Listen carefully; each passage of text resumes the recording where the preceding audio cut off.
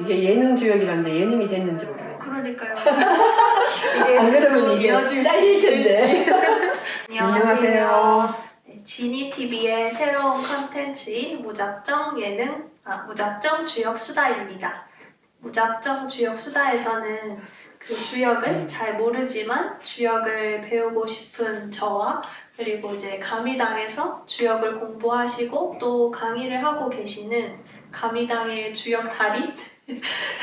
달인은 아니고요. 아니요. 제가 볼 때는 네, 주역 달인이신 보키 씨와 함께 주역에 대해서 이런저런 수다를 떨어보려고 합니다. 안녕하세요. 저는 그냥 가미당에서 보키 씨라고 불리고요. 또 어떻게 하다 보니까 오늘 주역에 대해서 수다를 떤다고 하는데 보키 씨가 주역 8개를 만드신 분이거든요. 그러니까 주역의 시조라고 할 수 있는 분인데 제가 주역을 좋아하다 보니 이 이름도 좋아하게 돼서 보키 씨라고 불리고 뭐 그냥 이름과 이런 것들이 좀 잘 맞아 떨어지는 것 같네요. 왠지 느낌이 괜찮은 것 같습니다. 근데 이게 예능 주역이라고 해서 또 예능 주역은 어떻게 해야 되나 이게 이제 일단 한번 해보죠. 예능이 제일 어려운 것 같아요. 그럼 그 보키 씨 이름도 쌤이 그럼 주역 공부하고서 정하시게 된 거예요? 원래는 그냥 제 본명이 오창희니까 계속 뭐 창희쌤 이렇게 불리다가 어느 날 도담쌤하고 공쌤하고 앉아서 이름 얘기하다가 창희의 창자가 안 그래도 금기가 센데 금기율이 너무 세다. 좀 바꿔보자. 이래서 그냥 주역으로 가서 그때 항상 주역 좋아하고 뭐 이럴 때여서 그랬던 것 같아요. 그 중에서 특히 지뢰복개 24번째인 지뢰복개를 제가 좋아하고 내 인생의 주역에 글도 썼거든요. 그래서 그냥 이게 또 복이라는 비읍이 수기, 저한테 부족한 수기를 좀 담당하니까 그럼 그렇게 한번 해보자 하다가 그럼 그냥 복희? 장희에서 복희? 그런데 그냥 또 마침 복희 씨라는 분이 또 주역 8개를 만드셔서 그럼 복희 씨로 하자 이렇게 돼서 그때부터 복희 씨라고 했는데 의외로 친구들도 좋아하더라고요. 아주 재밌어 하면서 복희 씨 이렇게 불러가지고 이제 익숙한 이름이 돼서 친한 친구들 사이에서는. 맞아, 이제 보키 씨가 더 익숙한 것 같아요. 원래 그렇죠. 쌤 창희 그냥 되게 생소한 느낌이 들어요. 맞아요. 그러면 그 보키 씨는 어떻게 처음 이 주역을 공부하시게 된 거예요? 우리가 그 커리에 있었어요.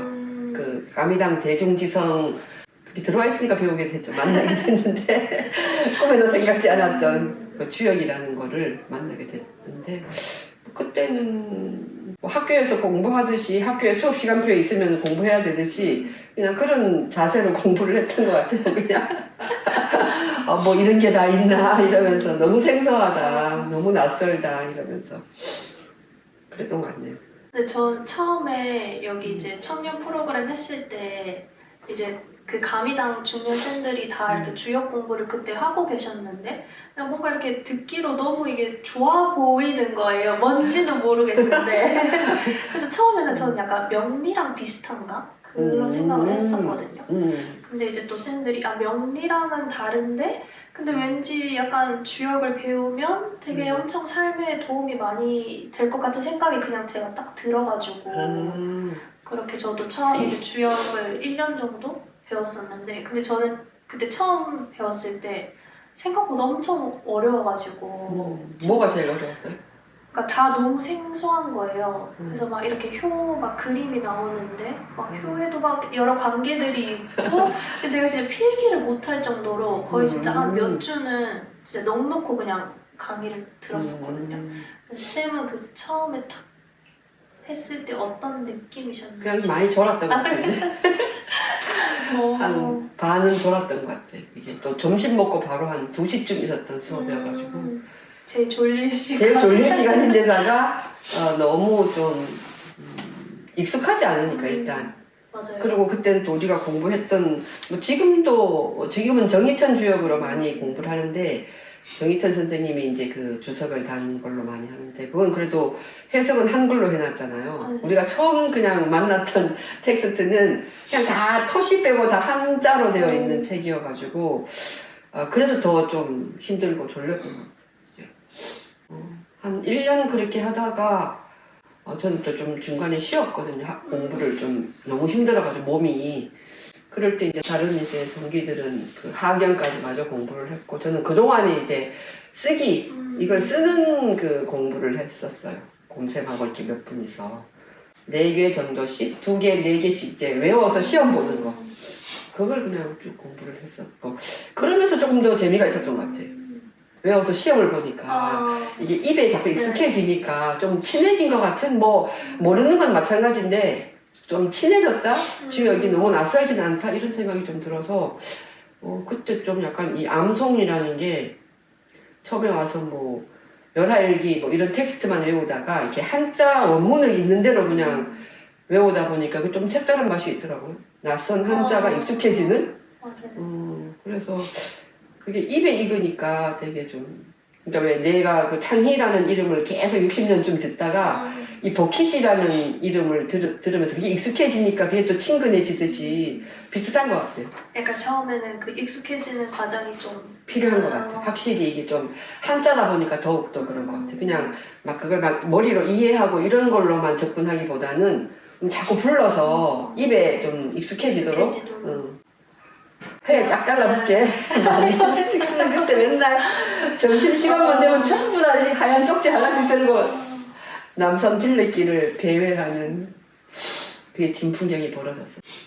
근데 왜 또 주역하면은 이제 그 깨봉의 친구들도 그렇고 그러니까 주역 공부를 안 해도 그 주역 점은 많이들 보잖아요. 특히 이제 막 새해 되면은 올해 공부는 어떻게 하면 좋을까요? 이렇게 많이 묻는데 보키 씨도 주역점을 새해에 보시나요? 요즘은 안 보고 처음 배웠을 때 처음 배워서 이제 그게 2016년쯤 된 것 같은데 15년, 16년 그때 겨울에 한백에 가서 단체로 한백에 가서 이제 그러니까 한 해를 보내고 신년을 맞이했던 적이 있는데 그때 다 이제 같이 갔던 동료들하고 주역점 궤를 신년 궤를 뽑았던 기억이 나고 그때 풍수한 궤에 오효가 나왔어요.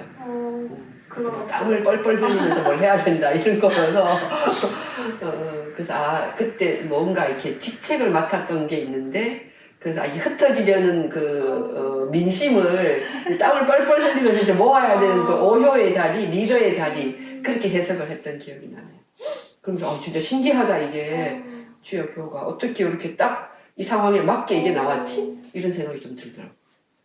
근데 약간 저희는 해석할 줄 모르니까 이제 쌤들이 해석을 이렇게 해주시잖아요. 그러면은 약간 올해는 좀 이렇겠구나 하고 약간 마음의 준비를 하거든요. 근데 또 이제 1년을 이렇게 막 보내다 보면은 또 약간 금세 또 약간 까먹고 그치. 네, 약간 또 그런 게 있긴 하더라고요. 근데 사실 이제 주역이 역이라는 게 변화잖아요. 그러니까 변화여서 아까 제 그 명리하고 이게 헷갈린다고 얘기를 했는데 명리는 그러니까 내가 태어날 때 내 신체에 찍힌 바코드 그러니까 그때 별의 위치나 이런 어떤 그러니까 그런 것이 만들어내는 기운 그것이 이제 8글자로 딱 내 몸에 박히는 거고 그게 이제 평생 내 몸에 새겨진 어떤 걸로 기운으로 가져가는 거잖아요. 그러니까 그거는 이제 전체 내 인생의 전체 지도를 보여줄 수 있는 거죠. 그러니까 태어나서부터 뭐 내가 이렇게 20대까지 뭐 40대까지 60대까지 그 이후 뭐 이런 식으로 쭉 인생의 전체의 파노라마를 그려준다면 그리고 이제 거기서 이제 어떤 관계 이런 것들 그리고 내가 어떤 기운이 더 세게 타고 태어났는가 뭐 이런 전체 지도를 보여주면 이제 이 주역은 내가 이제 인생을 살면서 맞닥뜨리게 되는 어떤 상황 아주 구체적인 상황하고 연결이 되는 거죠. 그래서 그 상황에서 내가 어떤 선택을 하려고 할 때 그 애로, 어려움, 장애, 그러니까 어떤 걸 해야 될지 모르겠다. 뭐 선택을 그냥 딱 할 수 있는 거면 물을 필요가 없고 이래야 될지 저래야 될지 한 50대 50으로 이렇게 할까 저렇게 할까 망설일 때 굉장히 중대한 문제로 그럴 때 이제 하늘이 물어보는 거죠. 이게. 그러면 그때의 내 지금 상황과 내가 처한 어떤 조건에서 어떤 스텝을 밟아야 될 건가, 내가 어떤 자세를 취해야 될 건가를 딱 이제 알려주는 그러니까 그렇게 딱 호응을 하는 거죠. 내 간절한 물음과 어떤 천지의 어떤 그 기운이 딱 맞닥뜨려서 뭔가를 어떤 효를 하나 뽑아주는 거죠. 그러니까 이거는 전체 내 인생의 지도 이런 건 내 인생이라는 건 없고 여기서 주체는 사라지는 거거든요. 주역에서는. 그리고 이 상황 조건에서 어떤 그 내가 가야 될, 내가 취해야 될 태도를 딱 그 자리에서 보여주는 것. 근데 사실 그렇게 점을 치고 나서 이게 여기니까 또 변하지 이게 계속. 만약에 그거 똑같은 물음으로 다시 점을 치면 다른 효가 나오겠지. 이미 벌써 시간이 지났고 모든 조건이 달라지고 이러니까. 그래서 이 사주랑은 굉장히 좀 다르죠. 이제 막 주역에 그 막 괴 같은 거 뽑으면은 그 해석할 때 왜 내용이 막 무슨 소뚜껑 얘기도 나오고 아니면 뭐 제사나 막 그런 얘기도 나오고 약간 이게 제가 전혀 약간 생각하지 못했던 그런 상황들이 이렇게 딱 설명이 되니까 그거를 약간 지금의 내 상황으로 얘를 어떻게 이렇게 가져와서 약간 이거를 봐야 되지? 약간 그런 생각도 들기도 하고 근데 또 너무 이렇게 다른 관점으로 진짜 생각을 해본 적이 없으니까 그게 또 되게 색다르긴 하더라고요. 그래서 마음에 안 들어가서 또 점을 치고 또 점을 치고 하기도 하죠. 나올 때까지. 근데 굉장히 그 진짜 색뚱맞은 괴의 효사가 뽑히기도 하죠. 괴가 점괘가 나오기도 하는데 그거는 이제 생뚱맞다는 건 굉장히 거리가 멀다는 거잖아. 내 질문하고 이 나온 점괘하고 너무 거리가 멀어서 이걸 도대체 어떻게 뭐 해석을 해야 될지 어떻게 연결해야 될지 모르겠다는 건데 그게 또 주역의 묘미인 것 같기도 해요. 그러니까 우리가 보통은 내가 어떤 질문이 있고 어떤 선택을 하고 뭐 이걸 문제를 어떻게 풀어야 될까 이걸 고민할 때는 대체로 그냥 내 경험과 내가 늘 지금까지 하던 대로 하게 되잖아요. 맞아요. 근데 이제 이게 하늘에 묻는다고 할 때는 이게 일단 태도가 내가 갖고 있던 경험, 내 어떤 그 패턴, 뭐 나의 어떤 그 욕망 이런 모든 걸 내려놓고 천지에 묻는다는 뜻이니까 그렇게 본다면은 이게 전혀 내가 생각지도 않았던 어떤 그 점괘가 나왔을 때 훨씬 더 그런 나를 그냥 완전히 내려놓기가 더 쉬울 수도 있죠. 왜냐하면은 내가 가지고 있던 사고방식이나 어떤 사고의 패턴으로는 도저히 접근할 수가 없으니까 그러면 이제 그 사이 간극이 굉장히 클 텐데 그 간극만큼 많은 걸 생각해야 되는 그래서 굉장히 좀 더 입체적으로 볼 수도 있을 것 같고 여기 원래 좀 되게 이걸 입체적으로 보게 하는 거잖아요. 아까 제가 말한 것처럼 막 관계도 이렇게 응의 관계도 봐야지 뭐 비의 바로 옆에 있는 사람과의 관계도 봐야 되고 뭐 나의 짝과의 관계도 봐야 되고 전체 이 괴의 상황에서 지금 어떤가도 봐야 되고 그러니까 굉장히 근시안적으로 봐서는 되는 게 아니니까 우리는 늘 좀 내 앞에 내 코앞에 것만 생각하잖아요. 나의 이게 내게 어떻지 이것만 자꾸 보니까 이제 그런 면에서 본다면 좀 더 이렇게 시야를 넓힐 수 있는 좀 그런 여지가 굉장히 많은 거죠. 그게 또 주역의 매력인 것 같기도 해요. 그래서 저는 그 한번 그 복희 씨 특강을 들은 적이 있었거든요. 근데 제가 그때 막 다른 내용은 다 기억이 안 나는데 그때 복희 씨가 이게 주역은 존재의 GPS다 그 얘기를 딱 해주셨는데 이상하게 그 문구만 계속 딱 머리에 박혀 있더라고요. 그래서 왜 이게 존재의 GPS인지 그 얘기를 좀 더 듣고 싶어가지고. 그 존재의 GPS라는 내가 용어를 쓰게 된 과정이 있는데 그게 또 우리가 이제 항상 여기에서 이제 기말 과제가 있잖아요. 그러니까 2018년인가 하여튼 그때쯤에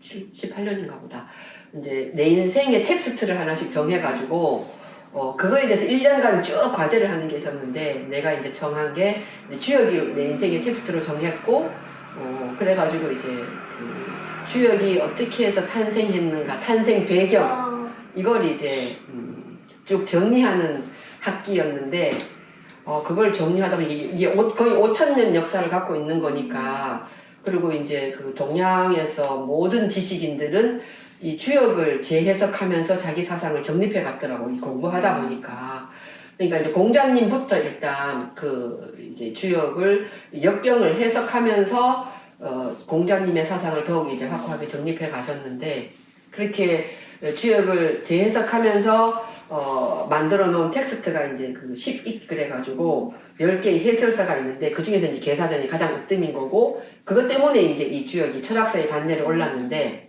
하여튼 그런 걸 이제 공자님부터 해서 뭐 왕필 뭐 쭉 해서 소동파, 정의천 또 우리나라의 정약전 뭐 이런 분들이 쭉 그걸 쭉 몇천 년의 그 역사적 배경이니까 그걸 쭉 공부를 하다 보니까 이거를 정리를 한 것만 해도 몇십 쪽이 되고 이걸 어떻게 정리해야 될지를 모르겠고 발표가 곧 닥쳐왔는데 이걸 어떻게 하나로 이걸 꿰야지만 정리가 될 텐데 그 주역의 역사적 배경 그러니까 주역이라고 하면 주나라 역인데 거긴 사실 역경과 역전이 합쳐서 주역이라고 하는 거고 역경은 이제 주역 동경을 말하는 거고 64개 384호 거기에 대한 해석 그걸 역전이라고 하는데 그게 이제 공자님이 하셨던 10개의 역전이 있는 거고 그 합해서 주역이라고 하는데 그 역사가 이제 5,000년 역사인데 그걸 다 정리를 5만 책을 다 뒤져보면서 그걸 다 이제 정리를 좀 했어 이제 해놓고 나서 이걸 이제 뭐 발표를 하려면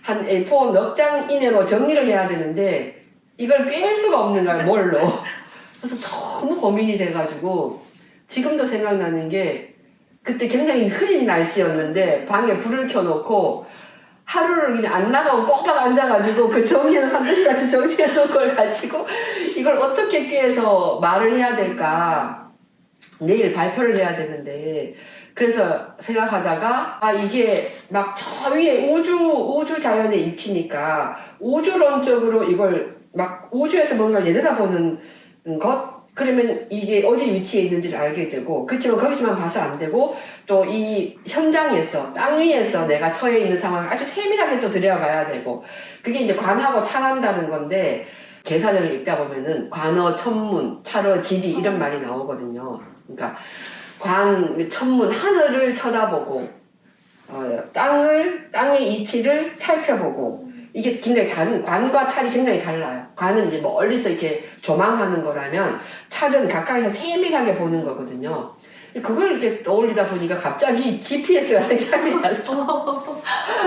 신기하네 갑자기. 그러니까 갑자기 이제 GPS라는 게 우리 그 가장 대표적인 내비게이션. GPS가 인공위성을 위에다 쏘아 올려놓고 그 인공위성이 밑에 있던 구체적인 우리가 어디 가야 할 길을 알려주는 거잖아요. 그러니까 이제 우주의 이치를 밝혀서 내가 지금 있는 그 우주 이치 안에서 내가 지금 있는 현장에서 내가 맞닥뜨린 문제에서 어떻게 길을 찾아야 가야 될 것인가 이걸 생각하다 보니까 바로 내비게이션이 생각이 나고 내비게이션을 딱 켜면 저기 있는 인공위성에서 이걸 딱 해서 그 인공위성에서 전체를 조망하면서 내 주변의 차들이 어떻게 어디를 가고 있는지 길이 어떻게 배치되어 있는지를 보면서 알려주는 거잖아요. 그게 딱 떠올라서 GPS를 쓰면 되겠다 이거를. 그래서 GPS라는 말을 딱 가져왔고 그 다음에 뭐라고 써야 될 텐데 앞에 그래서 내가 가져간 거는 인생사의 GPS 이렇게 가져갔었어요. 발표할 때 인생사의 GPS 주역 이렇게 해서 가져갔는데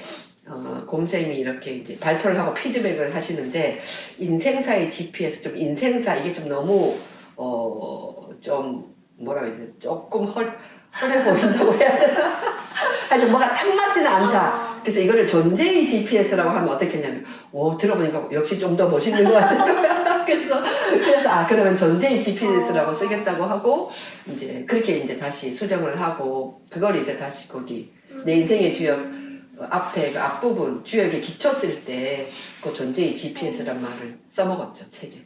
근데 약간 그 말이 너무 좋았던 것 같아요. 약간 존재의 GPS라고 하니까 이거 뭐 하고 오는 게 있잖아. 이거 주역 공부 무조건 해야 되겠는데. 그러니까 왜냐하면 이제 우리가 어떤 그 주역 같은 거는 몇천 년 전에 지혜를 담은 건데 그냥 주역 이러면은 현대인들한테 와닿지도 않고 나부터도 좀 그러니까 이 현대인들이 딱 들으면은 이거 하면서 딱 올 수 있는 그런 키워드를 뽑으면 되게 좋은데 그때 생각났던 게 이제 GPS였고 느낌이 딱 느낌이 그걸 딱 하고 나니까 너무 내가 기분이 좋았어. 이게 뭐다 딱 맞아 이런 느낌이 딱 들어가지고 그 GPS란 말을 거기서 썼고 이제 곰쌤이 존재의 GPS라고 하는 게 좋겠다라고 하셔서 존재의 GPS라는 말을 썼죠. 어떻게 보면은 가장 오래됐지만 가장 첨단의 GPS가 아닐까 오. 그런 생각이 좀 들었어요. 요거를 그때 글 쓸 때 써먹고 네. 싶었는데 못 써먹어가지고. 왜 첨단? 그러니까 가장 오래되었는데 이 GPS라는 게 가장 첨단 장치잖아요. 네.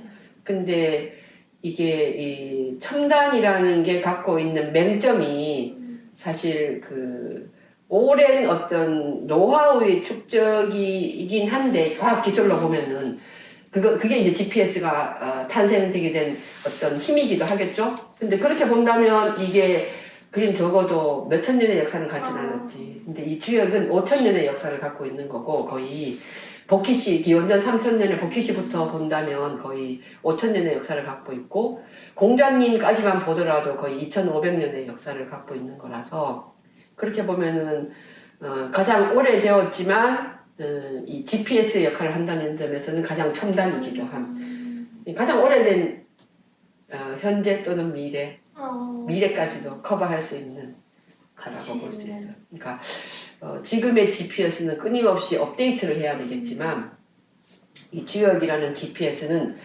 우리 인간이 살아가면서 내가 겪는 어떤 경험과 부딪히는 어떤 문제들이 계속 새로운 어떤 것들이 쌓일 테니까 거기서 내가 재해석을 계속 할 수 있다면 그게 굳이 그 과학적으로 많이 그렇게 돈과 시간과 이런 걸 투자하지 않고도 끊임없이 재해석할 수 있는 그런 첨단 장치라고 생각합니다. 엄청 유용한.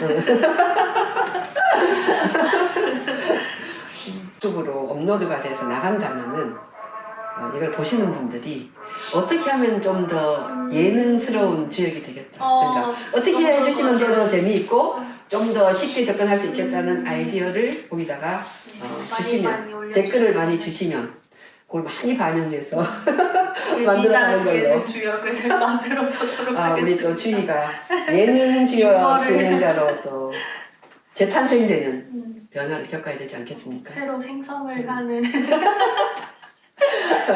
혹시 오늘 집에 가서 어떻게 하면 더 이렇게 하면 좋을까요? 저렇게 하면 좋을까요? 한번 주역기를 뽑아보는 걸로. 맞네. 그런데 미리 점을 뽑아볼 걸 그랬어요. 그러니까 이런 아이디어도 해서 그걸 가지고 얘기를 하면서 하면 더 재밌지 않을까 싶네요. 좋을 것 같아요. 다음에 제가 점을 뽑아볼게요. 질문을 잘 만들어가지고 그러면 오늘은 여기서 마치도록 하겠습니다. 감사합니다, 보키 씨. 감사합니다. 감사합니다.